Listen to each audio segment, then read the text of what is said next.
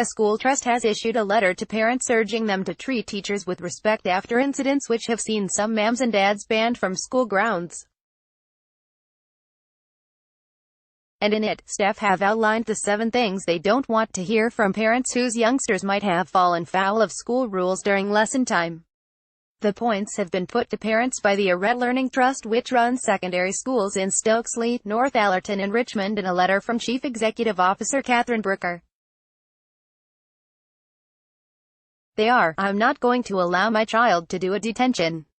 I don't want my child punished until I know what is happening to the other one. She's usually really good. Can't you let her off?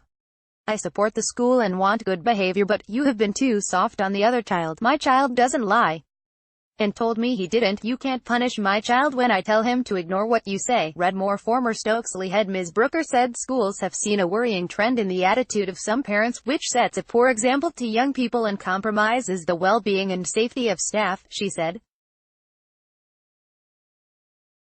Catherine Brooker with Stokesley school students, she added, teachers' roles have also become more challenging and parental support is needed to ensure all children develop into successful and respectful adults.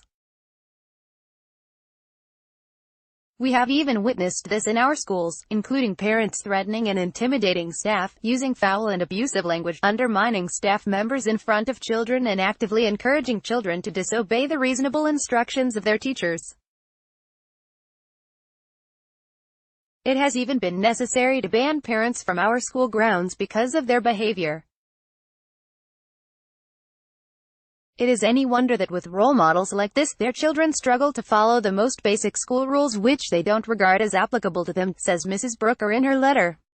Discipline is not a negative word, she said, and as parents and teachers it is our responsibility to guide young people and give correction.